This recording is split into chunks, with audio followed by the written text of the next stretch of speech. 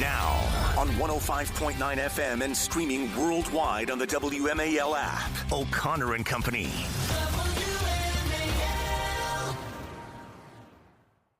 It is 6:07 on Tuesday morning. Sleepy music. There we go.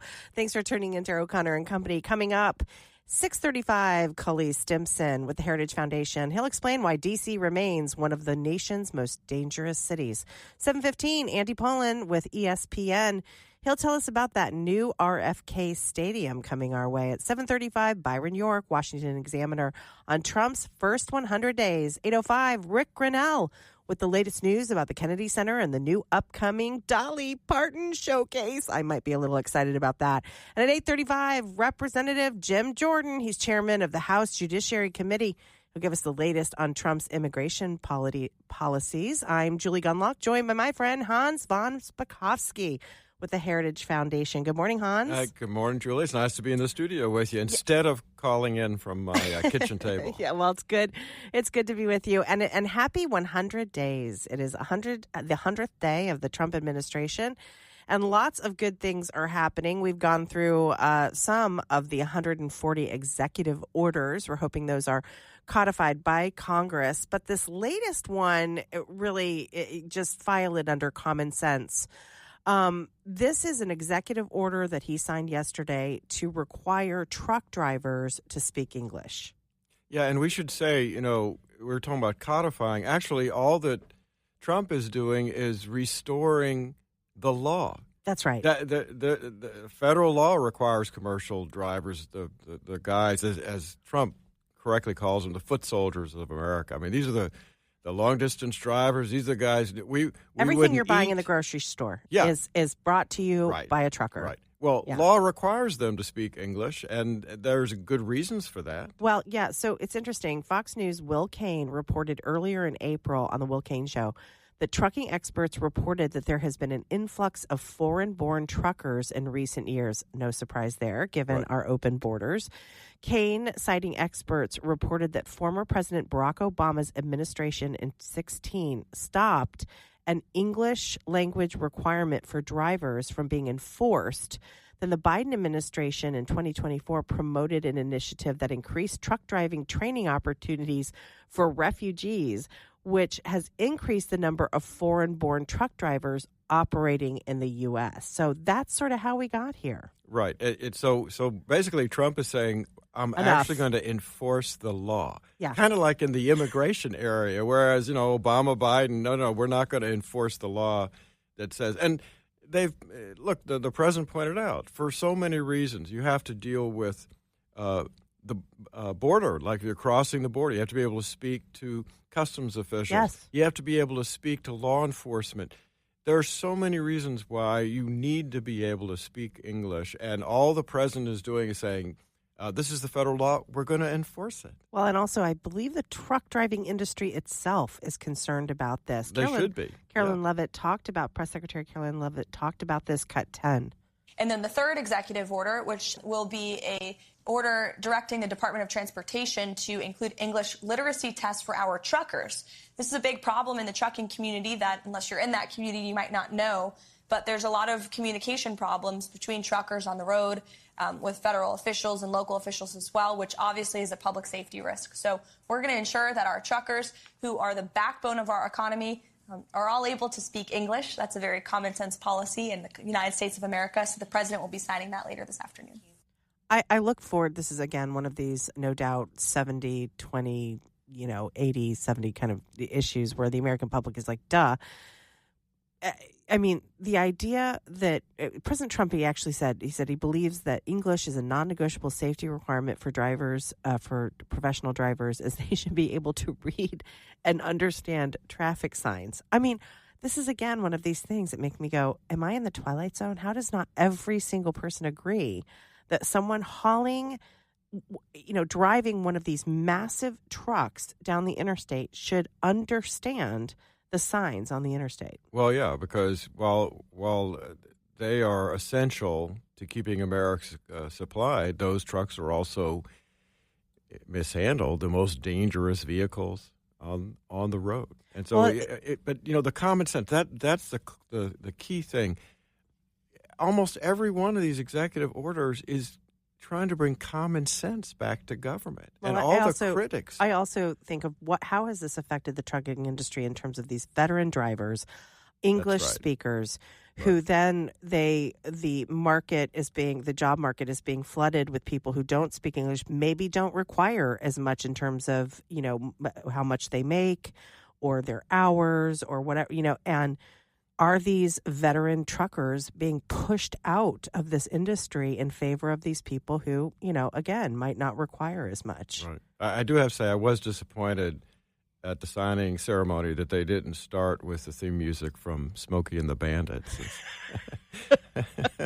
Let's listen to, I want to go back to what Will Kane was reporting on his show, Cut 13. Over the last 3 years, the American trucking industry has been shot into a recession. Yet the number of people with commercial driver's license soars. State by state, the statistics are eye-popping. Since 2019, right here in Texas, the average number of CDL licenses issued has been risen by 46,000. Who are these drivers? What's going on? We talked to industry leaders who say they have a mass influx of foreign-born drivers, some illegal immigrants. Why? Because we lowered our standards. Here's how and when we lowered those standards. In 2016, the Obama administration stopped enforcing the English requirement for CDL drivers. So you have drivers on the road who can't read road signs. This forced as well mass layoffs, yet the Biden-Harris action plan sought to bring in more truckers on the road, and they expanded their job search to refugees. Now, Arkansas is one of the few states who are working on legislation to push back on this and criminalize non-citizen drivers. But is it enough? It is astonishing to think of how truckers have been treated in this country, particularly when during COVID, they didn't take a day off. They didn't stay home. They kept working under really difficult circumstances with things shut down, going across the country, businesses shut down, facilities shut down. They continued to keep products on store shelves. And to think that those policies were pushed through, particularly in the Biden-Harris administration, 2024, increasing truck driving training opportunities for refugees. Sounds nice, but it's just a way to push these veteran truck drivers out of the way. Well, and it was also dangerous, lowering the standards. No illegal alien should have a commercial driver's license. Yeah. And if they don't speak English, then they're endangering the public on the roads. But look, that was part of the whole Biden immigration policy, was they didn't care about the danger to the public from not enforcing our immigration. This reminds me of the case of Springfield, Ohio, where a lot of the Haitian refugees were getting driver's licenses. And I don't know how they were getting those driver's licenses, but they were causing massive spike in traffic accidents in that community. And again, to put people who potentially would be confused on the road or not understand, I don't know, seems like traffic signs are kind of important when you're driving a big rig, to put those people behind the wheel. Again, it's absolutely nonsensical, and I'm glad Trump has issued this EO. I feel safer already. Yeah. Well, I agree, and like I said, it's just one of 140, so that's almost 1.5 a day that he's issued since he came in, and it's not stopping. That's not stopping. We'll have more in a moment. WMAL, making sense of the news. Live from the Home Paramount Pest Control Studios. Home Paramount, the leader in pest control since 1939. Well, it was the White House Correspondents' Dinner. I mean, you really should go to the Free Speech Forum if it's competing, but this was the night before, the White House Correspondents' Dinner. I don't know a lot of reporters that I know that went. Do you know anyone? No, because it's an exclusive club, apparently, of only folks who are on one side of the political aisle. Yeah, it is a snotty little club, and most conservatives are not welcome. I did see Scott Jennings there, but I mean, forgive him. He works for CNN. And I saw a few others, but generally this is a big party for snotty little liberals. And they tried Alex Thompson with Axios. He won an award, which is hilarious. The fact that they literally ignored the greatest political scandal. Frankly, I feel like the last 5 years, the last 10 years have been just one political scandal after another in terms of the media concocting things or ignoring things. Right. And yet they're still patting each other on the back. There's sort of these milquetoast apologies. Let's hear cut 16. I believe this is Alex Thompson with Axios accepting this award for his reporting, which, again, he ignored the decline of President Biden. Deliberately. Yes, deliberately. One serious note. To my bones, I believe that reporting and the White House Correspondents Association is as necessary as ever. Ugh.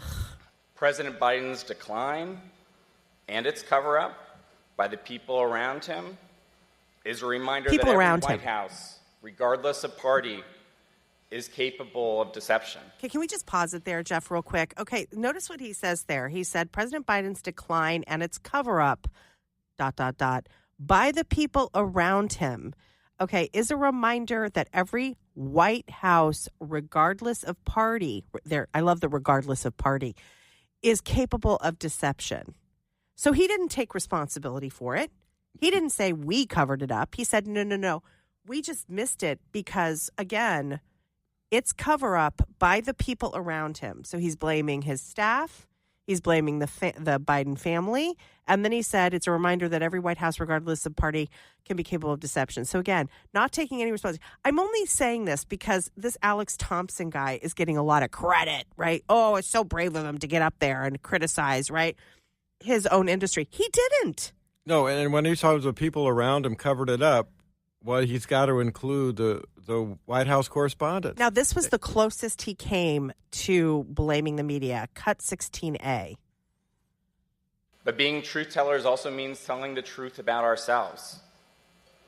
We, myself included, missed a lot of this story. Missed.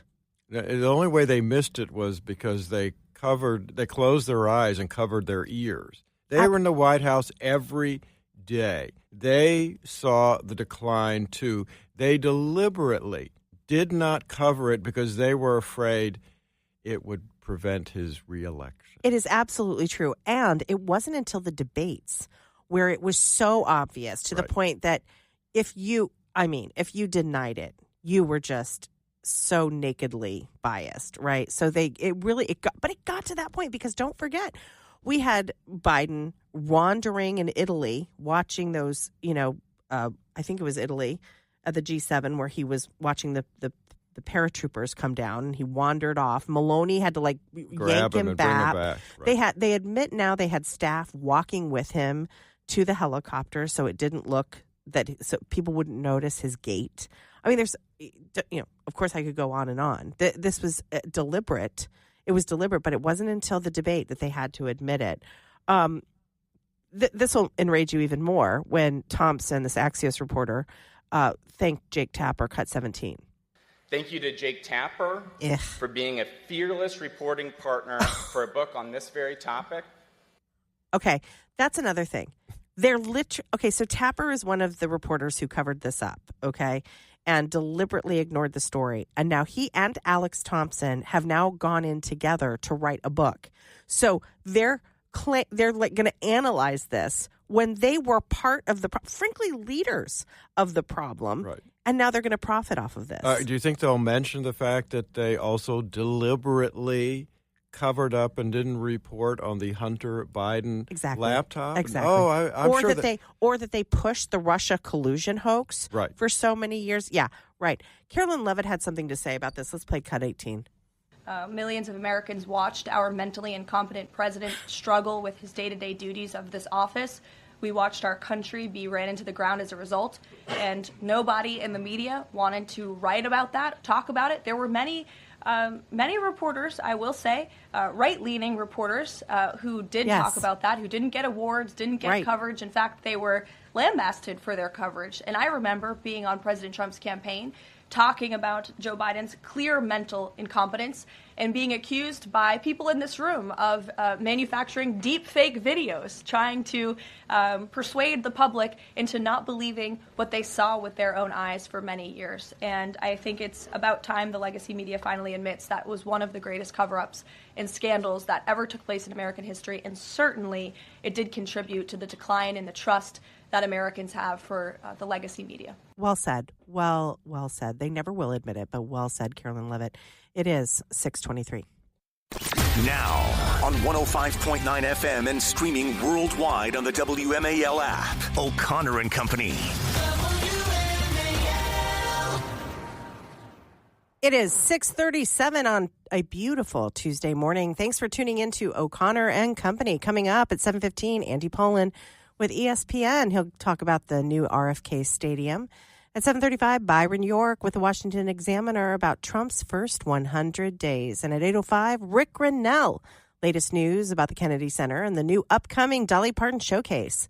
And at 8:35, Representative Jim Jordan, chairman of the House Judiciary Committee, on the latest Trump immigration policies. I'm Julie Gunlock, joined by my friend Hans von Spakovsky of the Heritage Foundation. Good morning, Hans. Hey, good morning. Sitting in for Larry O'Connor. That's right. This morning. He's on his way to his daughter's wedding, so we will hear more about that. Joining us now is Cully Stimson. He's with the Heritage Foundation. And Cully, you're here to talk about a sort of depressing topic, but so important, why D.C. remains one of the most dangerous cities in America. Good morning. Good morning. Yeah, it's guns, guns, and guns, and not putting people with guns in prison. You have. I looked at. Yeah. I'm sorry, but I mentioned this last hour. You have an amazing statistic in this Daily Signal piece that you wrote that between 2018 and 2022, only 1.7% of people arrested for carrying a pistol without a license were sentenced to prison. That is astonishing to me. Yeah, it's mind-boggling, and it was in the Washington Times. And look, I pulled the data from the District of Columbia Sentencing Commission, who actually have been quite responsive to my request for data. But of the 5,558 arrests during that 2018 to 2022 period, 97 people, that's it, ended up in prison. And carrying a pistol without a license, CPWO, is the number one charge for gun packers in D.C. I'm not talking about the person who has a license, who accidentally keeps it in their glove box and drives in the city and gets arrested. Those cases get dismissed. I'm talking about bad dudes. Yeah. And so it's amazing. So I unpacked the data, Julie and Hans, and as you know, it's pathetic compared to other DA offices. A third of the cases. And I'm sure, Cully, I mean, this is part of the reason that doesn't D.C. have one of the highest murder rates, unfortunately, of any city in the country? Yep, fourth. They routinely rank fourth in the country behind New Orleans, St. Louis, and Detroit. And even when Muriel Bowser says, we're making a lot of progress, and she writes the D.C., Trump's, Make America Great, Make America Safe campaign, she doesn't mention the fact that, or she doesn't know, that we're still fourth. And even the 34% drop-off from 23 to 24 makes us fourth in the country. But if D.C. was a state, Hans, we'd have the highest homicide rate of any state in the country. And that's just pathetic. So what is the reason? Yeah, what are the reasons behind this particular problem? Yeah. First off, a third of the cases, 1/3, basically 1,933 of those cases, the U.S. Attorney's Office just refuses to file a charge on, period. And these are not hard cases, guys. Either we're carrying a pistol or you weren't, and you didn't have a license or you did. That's it. Two elements. Yet they don't explain. Nobody can explain why that happens. I know why it happens, because the U.S. Attorney's offices in D.C., unlike every other big city DA's office, doesn't train with the police, doesn't instruct the police on how to make good arrests. Every other office in the country where I've worked, and I've worked as a DA in a bunch of places, you do stand up on Monday morning. You do routine trainings. You don't go to the academy and train them. You do ongoing training, but they don't do it. No explanation. Another third, Julie, poof, go away. 1,212, 32% of those original 55, 58 arrests just are closed without conviction. So two-thirds of the charges just go away mysteriously. You also go on. Well, I think they go away for another simple reason. Every other big city DA's office has DA investigators in the office. Yeah. Right. So like San Diego, where my wife used to work, where I used to work, 330 prosecutors, same size as the DC U.S. Attorney's Office. They have 120 investigators, or one for every 2.3 prosecutors. Riverside County in Riverside, California, has about one investigator for every 1.6 prosecutors. L.A., they have about 1 to 3 ratio. D.C., of the 330 prosecutors, they got 3. So 330 DA investigators. My God. So that's unbelievable. What is the excuse there? I mean, are they, because, it's all going to go back to, they're going to say, well, we need more funding. I mean, how can San Diego DA's office have that ratio and DC doesn't? Is that a staffing choice? Meaning, why are they not allocating more money to bring in more investigators? I think it's because they don't see themselves as a big city DA's office, and they don't staff themselves as such. They see themselves as a highfalutin U.S. Attorney's office. When they are, yeah, fine, but they handle local crime, so they're a unique office. But no one who's ever been the U.S. Attorney there has ever been a big city DA. So they don't understand that the investigators in the office do the follow-up stuff. You can't expect the cop who does the arrest to work for the U.S. Attorney's office and do the follow-up stuff once the arrest is made. But that's what's happening. And then, the final third sort of get piddled away, including, the vast majority of people who even get convicted of CPWL, 57.7% get sentenced to probation. Thank you very much, Superior Court judges. Gosh, well, yeah, we should point out that the U.S. Attorney's Office is unique because it's the only U.S. Attorney's Office in the country that's also responsible for prosecuting local crimes. And that's not true of any other USA. Right. And look, this is a man-made problem. You got to train the police as the local DA. You have to have DA investigators in the office. And then you have to have a Superior Court bench that sentences violent criminals to prison. All three of those things are lacking in this town. So until that changes, nothing's going to change. Now, this data is old. It's 2018 to 2022. I suspect when I get the data for 23 and 24, it's going to be the same. We'll see whether this changes, hopefully, in this administration, because if it doesn't change those three fundamentals, the data, unfortunately, is going to be the same. Cully, we got to leave it there. Thank you for coming on and talking to us about this terrible problem. Thanks for having me. Yep. Thanks. It is 6:44. WMAL's Vince Colonnese, weekdays at noon on 105.9 WMAL, making sense of the news. Hans, there was a big announcement yesterday. NFL, all NFL fans, but particularly Washington, D.C. fans are thrilled with this news. There is going to be a new stadium built to replace the RFK Stadium. So the Commanders are coming home. I'm very excited about this. Are you? Yeah, but that depends on whether the city council, right, can be persuaded. I know. Yes, and coming up, we're going to Andy Pollin with ESPN. He's going to be here at 7:15 to talk about that because while there is great jubilation, D.C. Mayor Muriel Bowser yesterday sounding very excited about this. Let's play cut 20. So I want to start by saying, welcome home.